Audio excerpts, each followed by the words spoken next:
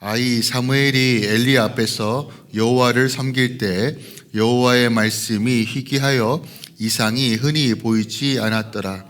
엘리의 눈이 점점 어두워 가서 잘 보이지 못하는 그때에 그가 자기 처소에 누웠고 하나님의 등불은 아직 꺼지지 아니하였으며 사무엘은 하나님의 궤에 있는 여호와의 전 안에 누웠더니 께서 사무엘을 부르시는지라. 그가 대답하되 내가 여기 있나이다 하고 엘리에게 달려가서 이르되 당신이 나를 부르셨기로 내가 여기 있나이다 하니 그가 이르되 나는 부르지 아니하였으니 다시 누우라 하는지라. 그가 가서 누웠더니 여호와께서 다시 사무엘을 부르시는지라. 사무엘이 일어나 엘리에게로 가서 이르되 당신이 나를 부르셨기로 내가 여기 있나이다 하니 그가 대답하되 내 아들아 내가 부르지 아니하였으니 다시 누우라. 사무엘이 아직 여호와를 알지 못하고 여호와의 말씀도 아직 그에게 나타나지 아니한 때라. 여호와께서 세 번째 사무엘을 부르시는지라.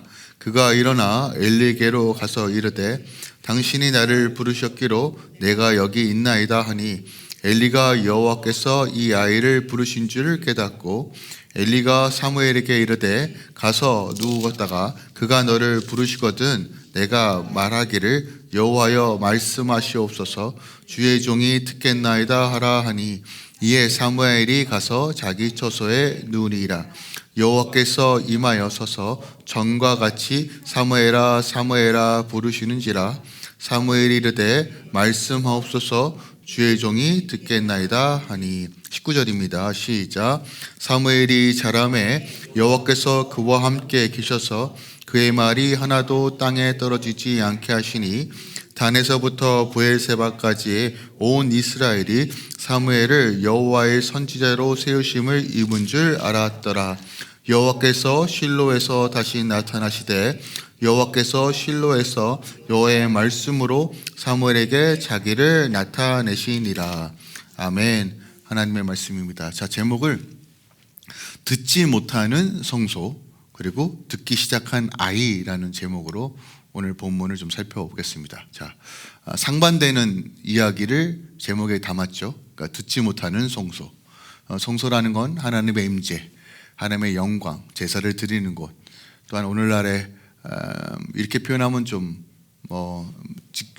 이것이 성소가 교회다라고 좀 바로 이제 연결짓는 것은 조금 여러 가지 요소들이 좀 필요하겠지만 그래도 주의 공동체, 주의 말씀이 선포되는 곳이라고 조금 우리가 해석할 수 있을 것 같고 그 가운데 듣기 시작한 아이, 이 아이 사무엘에 대한 이야기를 좀 함께 본문을 통해서 살펴보겠습니다. 그리고 이 3장을 통해서 우리에게 주시는 복음의 메시지가 무엇인지를 함께 깊게 좀 다루길 원해요.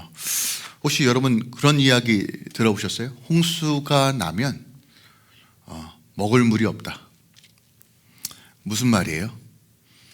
홍수가 나면 물에 잠기면 먹을 물이 없다. 눈에 보기에는 물이 넘쳐나죠. 아니 그렇게 넘쳐날 데가 없죠. 차고 넘치는 것이 물인데 막상 먹을 물이 없다. 물이 온 땅에 덮을 만큼 넘쳐남에도 불구하고 마실 물이 없다는 것.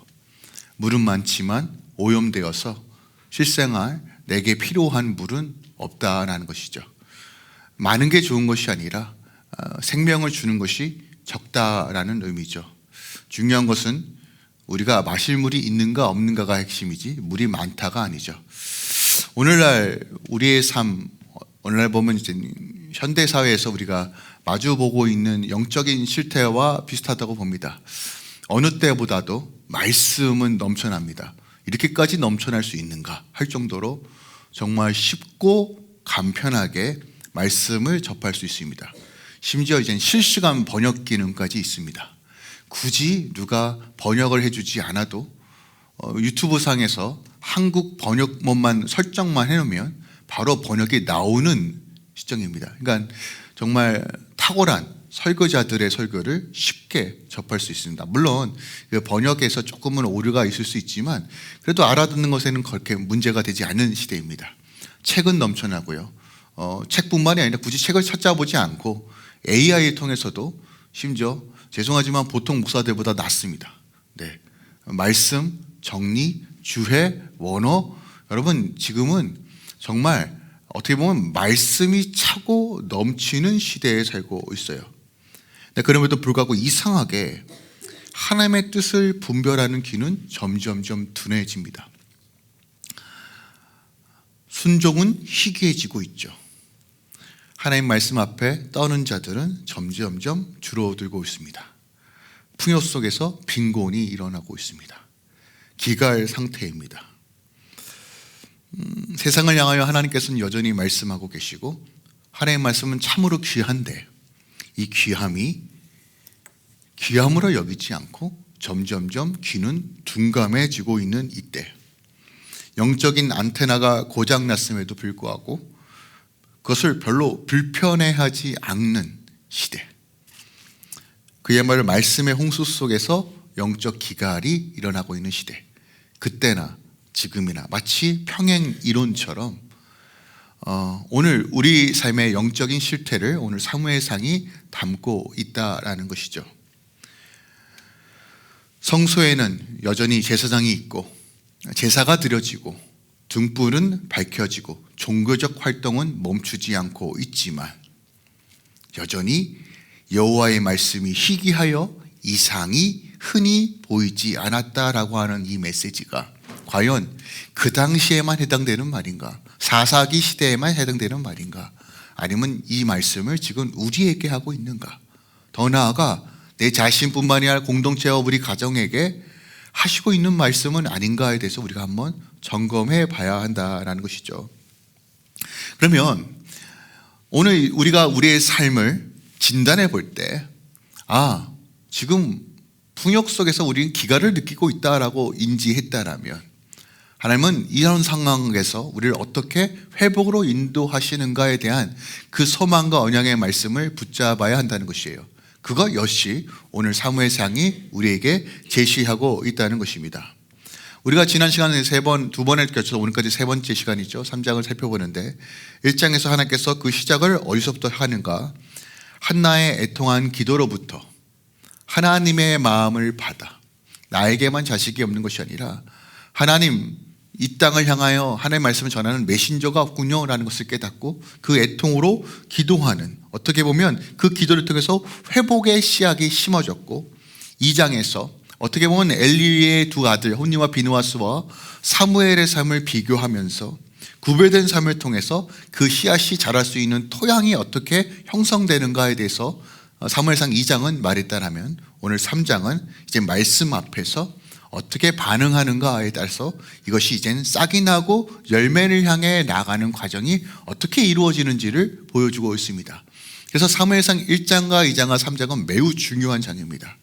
모든 신앙적인 원리 안에서 우리가 어떻게 다시 회복의 역사들을 보는가, 하나님 나라의 비밀들을 어떻게 풀어내는가, 예수 그리스도께서 이루시고 성취하신 것들을 우리는 어떻게 맛보고 증거할 것인가에 대한 가장 원론적이고 근본적인 그 방식과 그 틀과 또 하나님의 은혜가 무엇인지를 1장과 2장과 3장에서 담고 있다는 것입니다.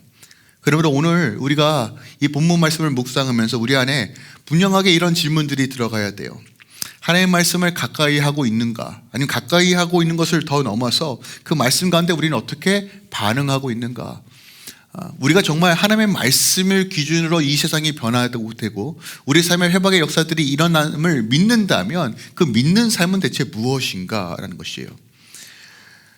성경을 가까이 두고 하나님을 섬긴다고 말하는 이 성소와 교회 안에서 나는 어떻게 주님 앞에 어떤 삶을 내어드리고 있는가? 그것을 믿는 삶은 무엇인가? 말씀이 희귀하고 이상이 꺼져가고 있는 것처럼 보이는 이 시대 속에서 오늘 주님께서는 우리에게 무엇을 말하고 있는가? 함께 귀 기울이기 원합니다. 오늘 본문 말씀이 이렇게 시작해요. 아이 사무엘이 아이라고 이야기합니다. 몇 세인지는 이제 정확하게 추론할 수 없지만 대략 한 12살, 13살 정도로 이제 성경학자들이 보고 있습니다. 어느 정도 자란 나이죠. 어느덧 시간이 많이 흘렀습니다. 이것을 좀 적게 잡아도 초등학생이라고 잡을 수도 있고, 흔히 얘기해서 중2병을 걸리는 그 사이 때라고 정할 수 있겠는 것 같은데, 엘리 밑에서 교육을 받고 있는 상황이라는 것을 우리가 유추할 수 있습니다. 특이한 것은 아이 사무엘이 엘리 앞에서 여호와를 섬길 때예요. 자, 이 구절이 되게 중요한 메시지를 전달해요. 자, 아이 사무엘이 누구 앞에서 있다고 표현하고 있습니까? 엘리 앞에서예요. 근데 엘리는 어떤 사람입니까? 그 당시 대제사장이에요. 어떻게 보면 신앙의 영적인 모델을 제시해야 될 사람에도 불구하고 1장과 2장에서 엘리가 어떤 상태라는 것을 우리에게 제시합니까? 별 볼 일 없어요. 누구보다도 하나님 음성 듣지 못하고 껌껌한 사람입니다. 그리고 지도 잘 못하면서 아들도 잘 못 키우고 있는, 그러니까 엉망진창이고, 심지어 2장에서는 이들이 멸망할 수밖에 없다, 하나님의 심판이 임할 수밖에 없다라고 이미 경고를 받은 상태예요. 그런데 보세요, 이 관계가 굉장히 중요합니다. 아이 사무엘이 엘리를 통해서 누굴 섬긴다고 말하고 있어요? 여호와 하나님을 섬기고 있어요. 아니, 아이가 그냥 하나님을 섬겨도 되는 거잖아요. 근데 하나님은 그 중간에 지금 누굴 두셨어요? 엘리를 두셨습니다. 희한하죠?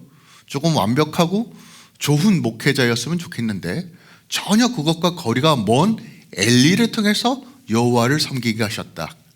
여러분, 이 구도가 여전히 하나님께서 일하시는 방식 중에 하나라는 것을 우리가 좀 이해하셨으면 좋겠어요. 그죠? 그래서 늘 내가 원하는 어떤 모델, 원하는 선생, 어떤 목회자, 어떤 교육자를 통해서만 하나님께서 나를 훈련시키신다는 것은 아니라는 것이에요. 그죠? 자, 이 구도가 되게 중요한데, 그 당시 엘리의 상황이 어떠했는지를 이제 3장은 정확하게 서술합니다. 엘리의 눈이 점점 어두워서 가서 잘 보지 못하는 그때에 라고 했어요. 자, 성경은요, 여러분 이렇게 이해하셔야 돼요. 눈이 침침하다, 어둡다라는 것을 그냥 물리적인 상황과 질병이라고 이해하시면 안 됩니다. 성경은 그 안에 늘 영적인 메시지를 담고 있어요. 눈이 어두워졌다는 것은 영적인 눈이 어두워졌다는 것이에요. 물론 이제 나이가 들면 노안이 오고, 아무리 이제 밝아도 좀 침침해 보이는 것이 사실입니다. 물론 그것을 이야기하는 거겠죠. 하지만 더 깊이 지금 엘리의 상태가 어떠한 상태냐? 하나님의 말씀과 하나님의 이상을 전혀 분별할 수 없는 영적인 상태를 말해주고 있어요. 그러니까 보세요, 그가 자기 처소에 누웠고 라고 표현합니다. 눈이 어두우니까 있어야 될 곳에 있지 않고 그냥 나태하여 자기 처소에 누웠다라고 표현하는 것이에요. 이게 중요합니다. 자, 그런데 어떻게 표현하냐? 하나님의 등불은 아직 꺼지지 아니하였으며 사무엘은 하나님의 괴인은 여호와의 전하에 누웠더라라고 말합니다. 자, 영적으로 어두워졌을 때 가장 보편적으로 드러나는 일들은 뭐냐면 자기뿐만이 아니라 가정교훈이 개차반이 됐다는 거예요. 자, 보세요. 본인도 무뎌지니까, 본인도 죄에 묻어지니까, 본인도 영적인 센스들이 무너지니까 자연스럽게 그것이 어디로 흘러갑니까? 자녀들에게 흘러가요. 하나님 분명히 경고하셨고, 심지어 백성들도 알고 있어요. 홈리와 비느하스의 범죄가 얼마나 중한지. 하나님께 드려야 될 제물을 스스로 쟤네들이 취하고, 심지어 생고기까지, 가장 기름진 것까지 가지고 와서 스테이크로 해먹는 아주 몰상식한, 그것을 넘어서 성전에서 일하고 있는, 또 섬기고 있는 여인들을 겁탈하고, 아주 그냥 말 그대로 짐승이 따로 필요 없을 정도로 그런 인격을 가지고 있는 제사장들, 내치지 않고 내쫓지 않고 여전히 품고 있어요. 그러면서 아마도 이런 생각했을지도 몰라요. 저는 그냥 오늘 이 엘리의 상황을 묵상해 보니까 여러분 그거 아십니까? 영적으로 묻어지면요 지밖에 몰라요.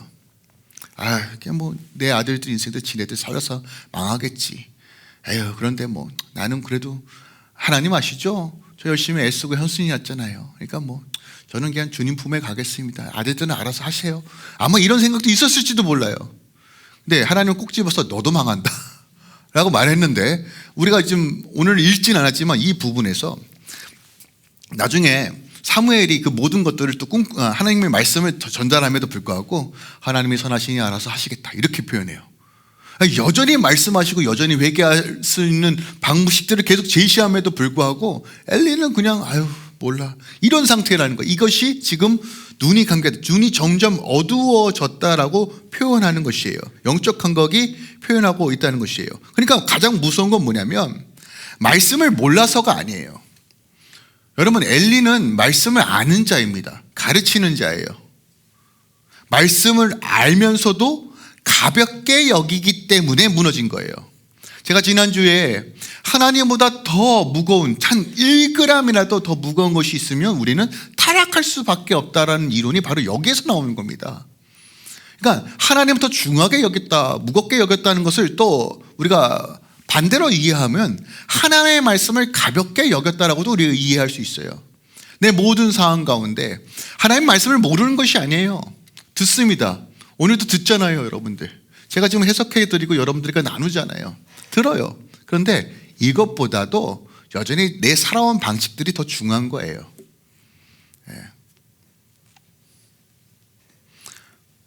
성소가 무너진 이유는 활동이 없어서가 아니라, 제사가 없어서가 아니라, 종교적 시스템이 없어서가 아니라, 무너진 이유는 말씀에 대한 태도라는 것이에요. 하나님 향한 경외의 부재에서 일어난 일이에요.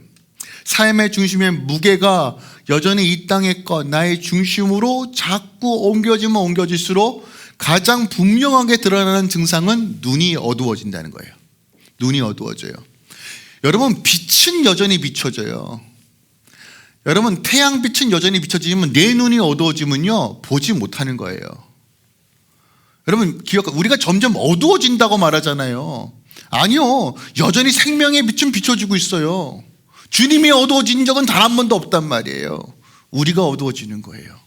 주의 금된 교회가 어두워지는 거예요. 그 원인이 뭐라고 말하고 있어요? 말씀에 대한 태도예요. 태도입니다. 오늘 1절에 여호와의 말씀이 희귀하여 라고 되어 있어요. 여러분, 희귀하다는 뜻이 뭘까요? 우리가 이걸 많이들 오해하더라고요. 희귀한 건 뭐냐면, 잘 안 들리나 봐, 하나님 말씀 안 하셨나 봐, 이런 얘기가 아니에요. 여기서 말하는 희귀하다는 건 뭐냐면 귀하다, 값지다라는 뜻이에요. 그러니까 하나님의 말씀이 가치가 없다는 뜻이 아니라 여전히 하나님은 귀하고 말씀하고 있는데 뭐가 문제라는 거예요? 들을 귀가 없다는 거예요. 여러분, 이해가 되세요? 그 당시 하나님 아니요. 여러분, 사사기 시대입니다. 말씀을 받고 여전히 가르치는 자가 있었고 레위인들이 활동했어요. 물론 개차반이었지만 여전히 하나님 말씀은 귀했어요. 귀하게 여겼습니다.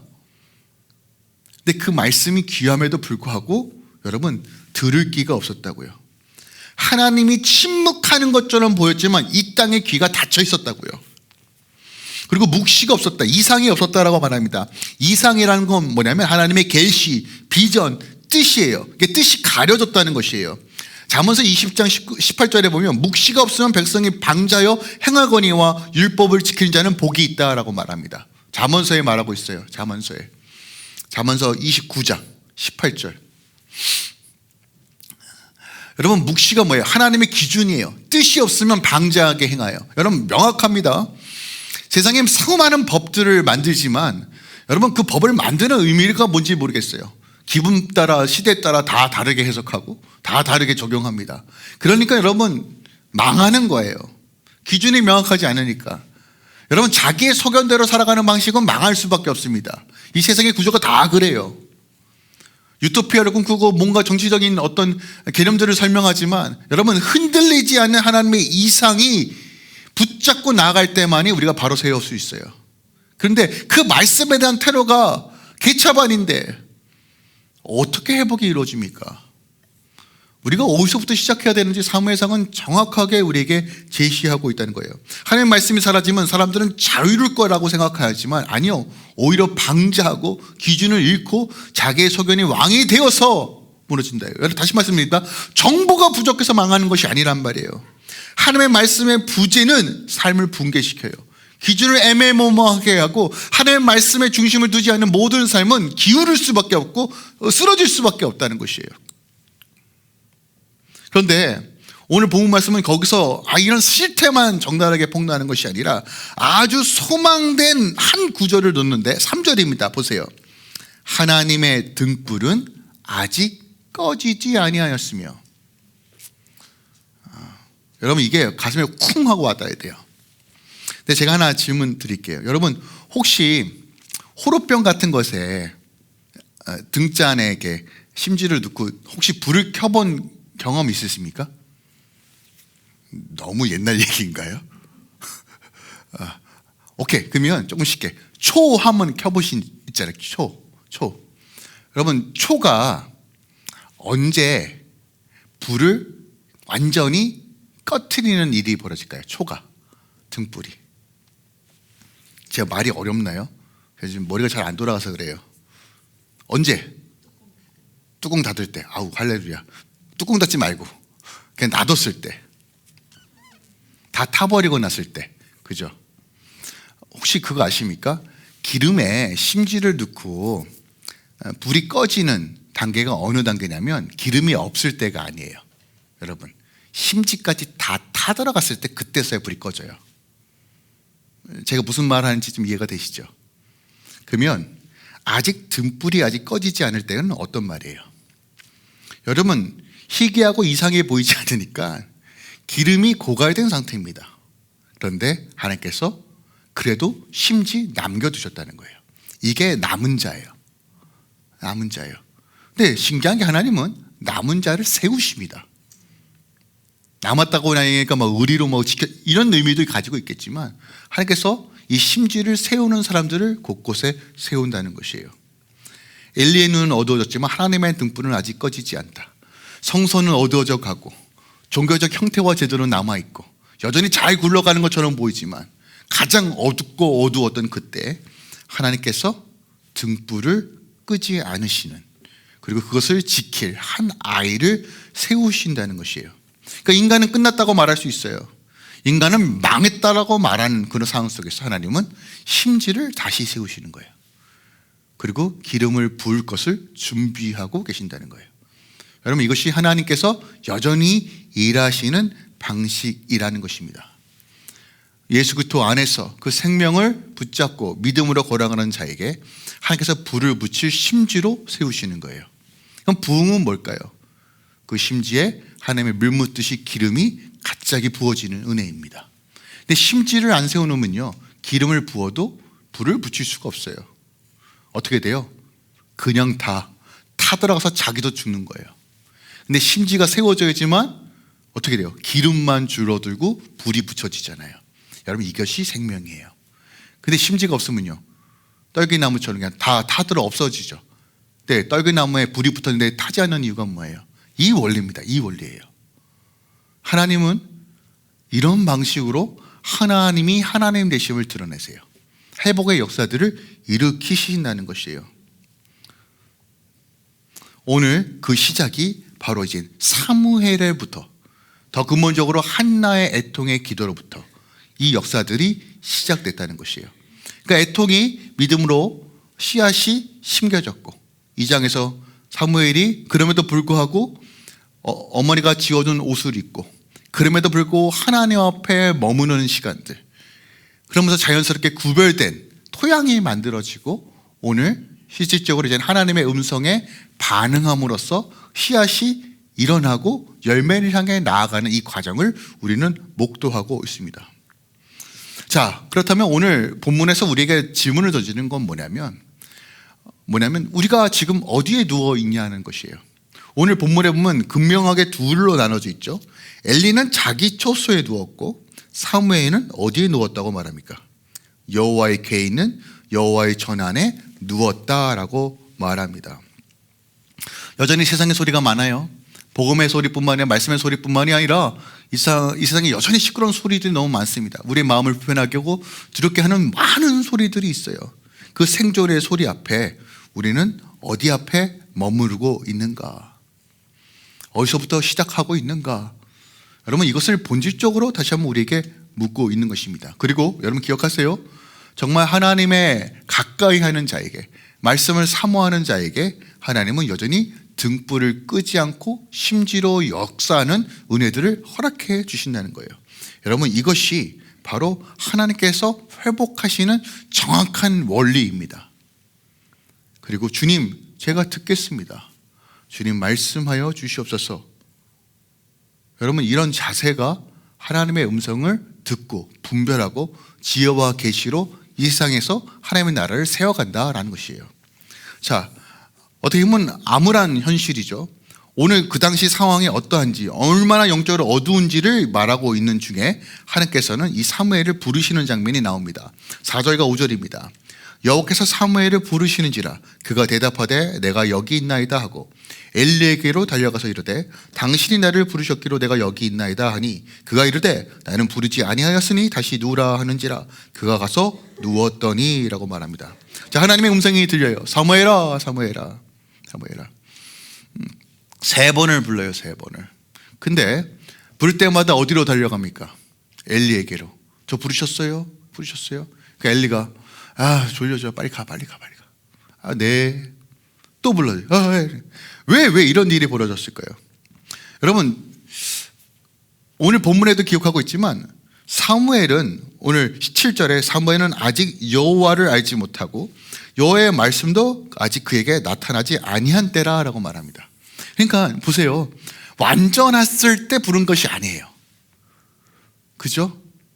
여전히 말씀을 배우지만 그게 뭐야라고 여전히 퀘스천을 가지고 있었던 상태예요. 여러분, 우리가 때로는 하나님께서 내가 좀 뭔가 준비가 돼야지. 아니요. 여러분 보세요. 지금 사무엘 상태를 보세요. 여러분 이렇게 이해하시면 돼요. 가르치는 자가 개차반인데 그 밑에서 뭘 배우겠어요.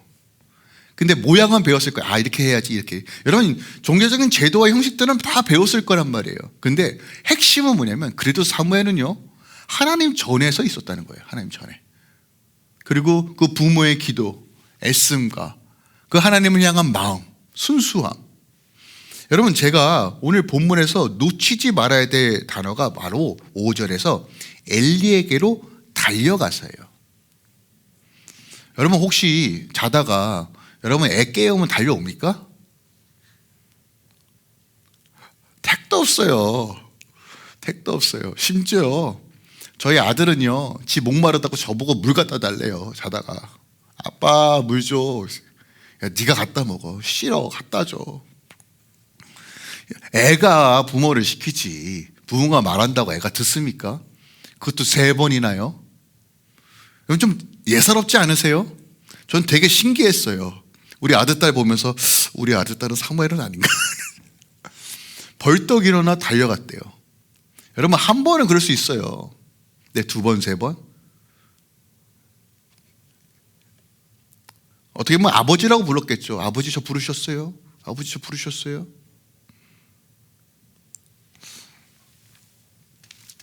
여러분 잘 모를 수 있어요. 하나님이 누구세요? 말씀이 잘 모를 수 있어요. 내 하나님 누굴 부르신다고요? 그래도 달려가는 자를 부르신다는 거예요.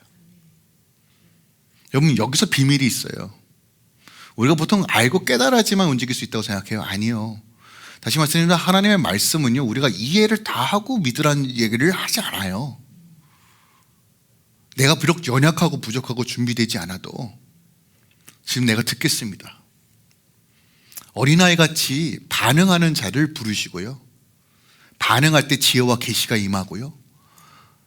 지혜와 계시가 임하니까 하나님의 능력이 드러나는 것이에요.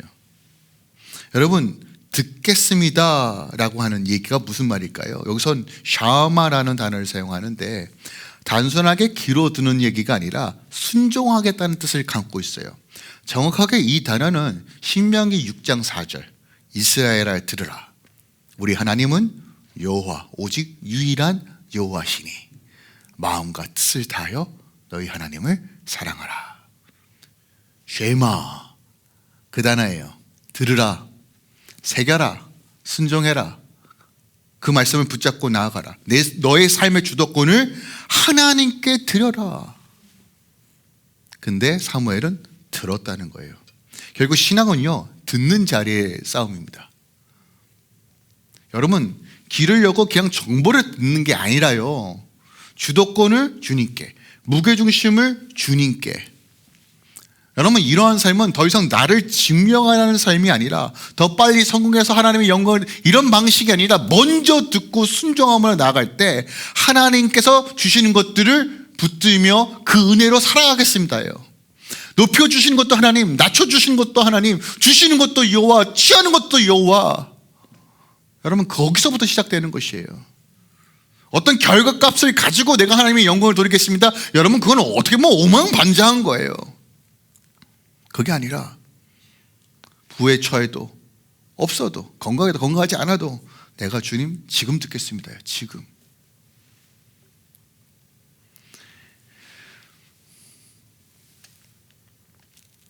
주님, 저는 여전히 연약하고 여전히 감정이 요동치고 주의 말씀 가운데 잘 살아갈 수 없는 것처럼 보이지만 여전히 욕망이 내 앞을 앞서가지만 그럼에도 불구하고 다시 주님께로 듣겠습니다. 여러분, 이 씨름이라고요. 이 씨름이에요.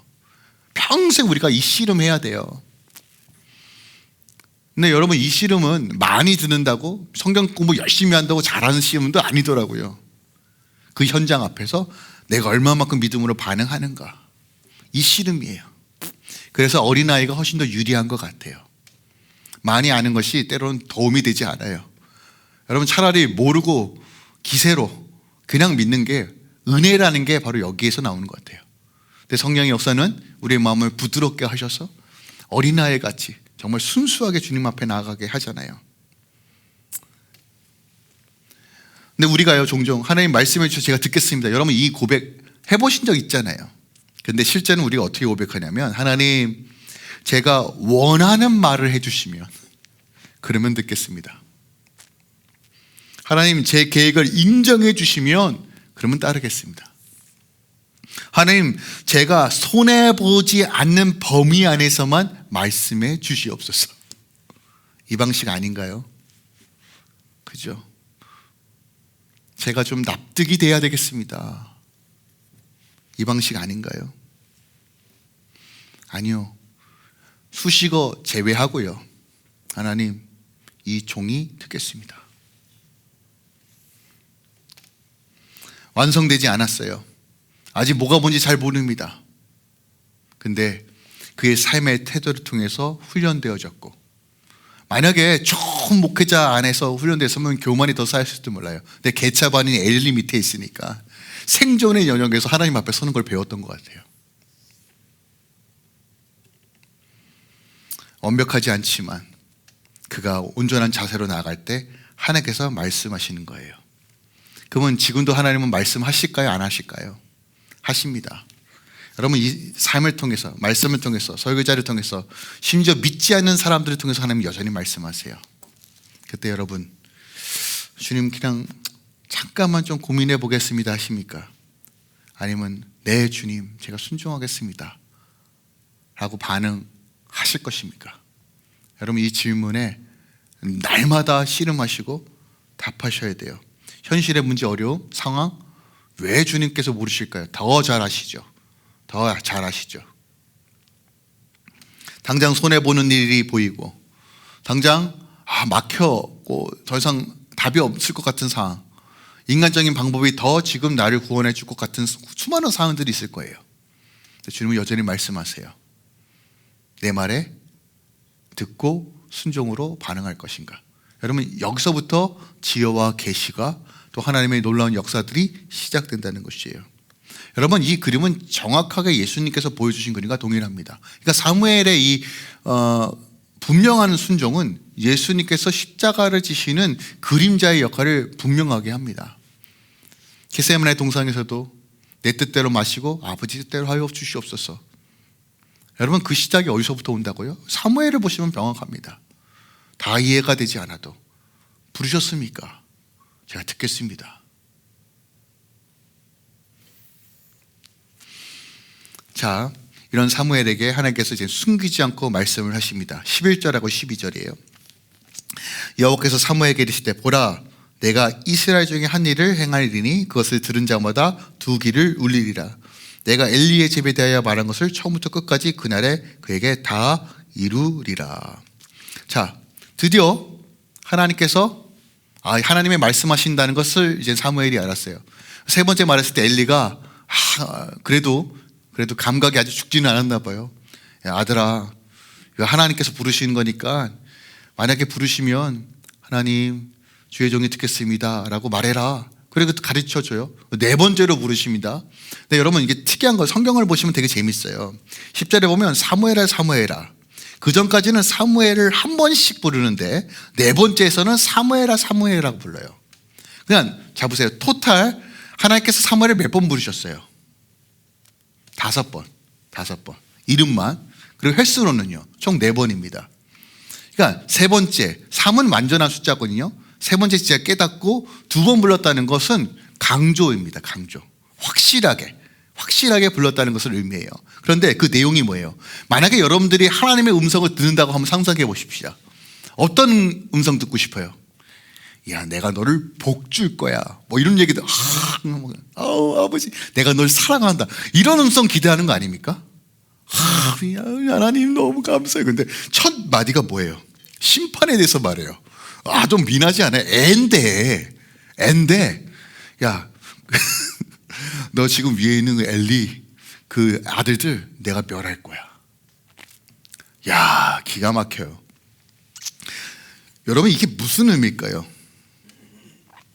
무슨 의미일까요? 여러분, 하나님께서 하시는 방식 중에 뭐냐면 이런 거예요. 들을 끼가 있는 자는 말을 할 준비가 되어 있는 자들이라는 거예요. 근데 어떤 자세냐면요, 내가 주께 받은 말씀을 더하거나 빼지 않고 정확하게 전달하는 자를 통해서 하나님은 일하신다는 거예요. 좀 이게 이해가 되세요? 우리가 많은 부분에서 우리 스스로가 재해석을 해버리고, 이거는 조금 불편하니까 말하지 말아야지. 이거 불편하니까 좀 감춰야지. 물론 우리가 그런 전달하는 과정에서 지혜가 필요한 건 사실입니다. 지혜가 필요한 건 사실이에요. 우리가 모든 것에서 공의와 사랑하는 방식으로 하나님의 말씀을 전달하는 것도 사실이에요. 하지만 우리가 주의해야 될 건 뭐냐면 내가 하나님 뜻보다 앞서면 안 된다는 것이에요. 오늘 그것을 정확하게 사무엘에게 말씀하시는 형태를 통해서 가르쳐주고 계세요. 엘리의 집에 대해서 분명하게 말하면서 오늘 본문에 보면 굉장히 어마어마한 말씀을 하십니다. 이들이 왜 심판을 받을 수밖에 없는지, 왜 망할 수밖에 없는지를 13절에 이렇게 표현합니다. 내가 그의 집을 영원토록 심판하겠다고 그에게 말한 것은 그가 아는 죄악 때문이다.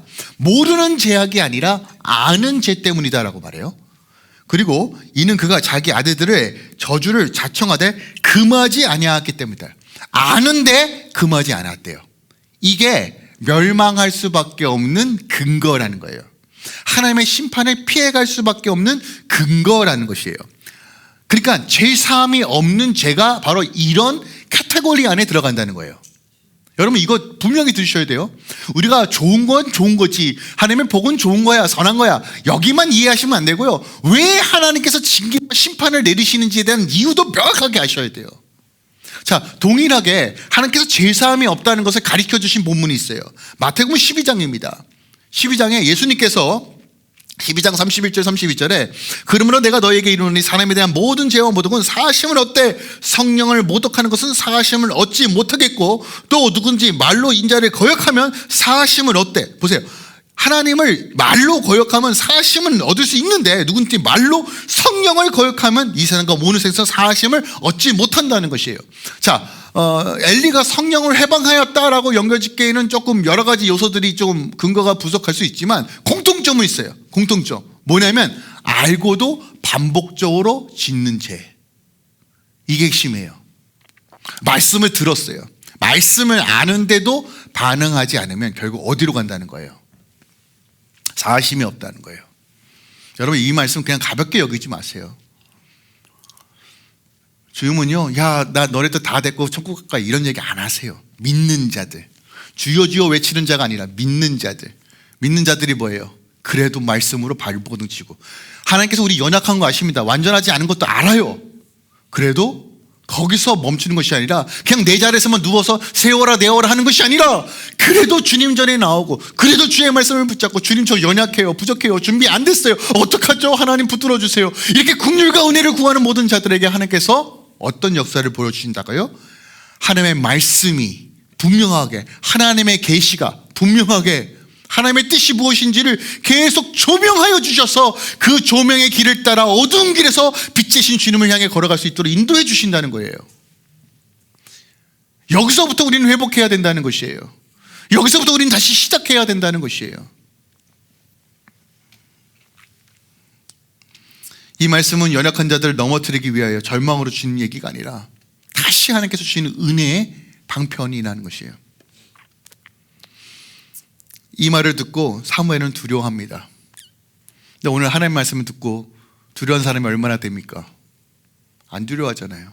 아유, 목사님 오늘 또 미나네 또. 아유, 다음 주에는 좀 좋은 말 하시겠지. 이렇게 반응하지 마시고요. 보세요. 오늘 15절에 사무엘이 아침까지 누웠다가 여호와의 집을 문을 열었으나 그 이상을 엘리에게 알게 하기를 두려워하더라. 두려워하죠. 제가 말씀 묵상하면서 예전에 제가 자면서 저에게 보여주셨던 꿈이 갑자기 생각이 났어요. 2013년인가 14년인가 제가 예전에 몇 번 얘기했던 거 있는데 이렇게 자면서 하나님께서 막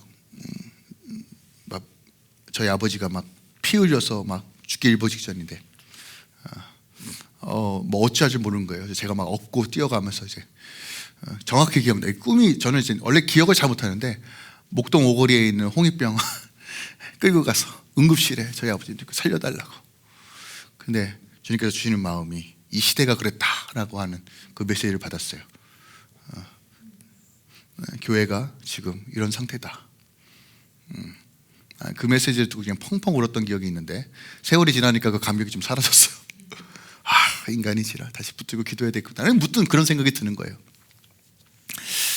여러분, 하나님께서 말씀하시는 거 그럼에도 불구하고 순종하고 주님께서 주시는 그 마음으로 증거하겠다고 사모함으로 권항하는 자에게 하나님께서 숨기지 않고 모든 것들을 드러내시며 그를 통해 하나님의 나라의 역사들을 이루신다는 것이에요. 여러분, 이게 중요합니다. 이게 중요해요. 놀라운 말씀은 19절이에요. 여러분, 저 이 말씀 너무 좋지 않아요? 사무엘이 자라매. 여러분, 자라매, 아이에서 이제 자라매라고 바뀌었어요. 그죠? 하나님께서 이 훈련을 계속 시키셨던 거예요. 핵심입니다. 처음부터 완전하지 않아요? 처음부터 뭐 하나님의 음성 듣고 할렐루야 이런 거 아니에요. 근데 여러분, 계속 하나님을 향한 바른 자세와 태도를 취할 때 사무엘이 자라매 여호와께서 그와 함께 계셔서 그의 말이 하나도 땅에 떨어지지 않게 하시니. 이야, 무슨 말이에요? 기도한 대로 다 된다는 거예요. 근데 여러분, 이건 여러분에게 어떤 허황된 소망을 주는 게 아니에요. 철저하게 훈련되어졌어요. 어떤 훈련이에요? 듣는 자세, 하나님을 향한 경외. 여러분, 어디서부터 시작됩니까? 말씀을 기준 삼아, 그 이상을 기준 삼아 살아갈 때요. 근데 누구 밑에 있어요? 엘리 밑에요. 기가 막힌 구조예요. 우리는 보통 환경과 상황이 좋아지면 신앙이 잘할 거라고 생각해요. 뭐 좋은 목회자, 좋은 교회 만나는 것도 되게 중요할 수 있죠. 근데 하나님은 꼭 그런 방식이 아닐 수도 있어요. 여러분이 처하고 있는 상황과 환경을 여러분 재해석하셔야 돼요. 하나님께서 왜 이것을 허락하고 계실까? 이 상황 가운데 우리가 취해야 할 마땅한 믿음의 자세는 무엇인가? 말씀이 희귀하고 이상이 흔히 보이지 않았던 이때에 하나님은 한 인물을 준비하시고 그 인물을 통해서 이스라엘을 새롭게 하십니다. 자, 말씀을 정리할게요. 하나님은 우리가 다시 듣는 자리를 우리를 계속 부르십니다. 여전히 말씀은 넘쳐나는데 여러분, 말씀을 어떻게 무게감 있게 보고 계십니까? 진지하게. 참 사람이요. 저도 이제 할렐루야 교회도 우리가 어플을 통해서 말씀도 듣고 아마 기본적으로 듣기만 해서도 통독은 기본적으로 3-4번 이상을 하셨을 겁니다. 그죠? 지금 9차, 10차니까요. 근데요, 사람이요, 이게 또 습관이 익숙해지면요, 그냥 틀어만 놔요. 우리가 알잖아요. 그죠? 그래서 저는 늘 새로운 방식으로 하나님을 향한 갈망이 필요하다고 봅니다. 여러분, 익숙해지는 것도 장점은 있어요. 좋은 훈련은 장점이 있습니다. 하지만 그 익숙함에 빠지는 순간 우리는 나태해집니다. 그래서 여러분, 이런 것도 고민하셔야 돼요. 내가 어떻게 주의 말씀을 청종할까? 그리고 어떻게 그 말씀을 대로 살아낼까? 무너진 이 시대 한복판에서 하나님께서 부르시는 사람의 명확한 특징은 뭐냐면 듣고 달려가 순종하는 자예요. 그리고 그러한 믿음을 달라고 여러분 간구하셔야 돼요. 그리고 왜 그것이 회복의 시작입니까? 하나님은 천지가 없어지는 전 내 말은 없어지지 않는다. 푸름하고 꽃은 시드나 하나님의 말씀은 영원하다. 그 말씀대로 이루어진다는 분명한 언약이 있기 때문입니다. 그렇다면 우리는 오늘 고민해 봐야 돼요. 지금 내가 내려놓아야 될 것이 무엇인가? 말씀을 많이 안다라고 착각했던 것들을 내려놓고, 예배 형식이 있다는 안심을 내려놓고, 어떻게 보면 직분과 경력 뒤에 숨어있는 우리의 생각을 내려놓고, 자녀의 성공과 인정과 생존을 하나님 앞에 내려놓고, 하나님보다 더 중하게 무겁게 여겼던 마음들을 내려놓고, 죄를 알고도 미루었던 것들을 다시 한번 내려놓고, 나중에 순종하게 따라가는 그 모든 것들을 내려놓고 붙잡아야 되는 건 뭐예요? 다시 주님 앞에 서겠습니다. 주님의 궤 임재 앞에 서기를 원합니다. 주님, 제가 여기 있습니다. 주여, 순종하겠습니다. 말씀으로 반응하겠습니다. 여기서부터 여러분 생명의 역사들이 다시 시작되는 거예요. 바쁩니다. 그죠? 날씨도 좋고 꽃놀이도 가야 되고 바빠요. 그럼에도 불구하고 여러분 삶의 중심의 시작을 절대로 놓치지 마세요. 주님으로부터 시작해야지만 여러분 회복의 역사들의 물줄기가 터져 나오는 겁니다. 말씀이 부족한 시대가 아니고요. 말씀은 여전히 희귀하고 귀하지만 들을 귀가 없다라고 말하는 이 시대 속에서 주님, 제가 들을 귀로서 여기 있습니다. 하나님의 역사들을 허락하시고 믿음으로 걸어가게 하소서. 함께 결단하며 오늘 이 아침 주님께 올려드리길 원합니다.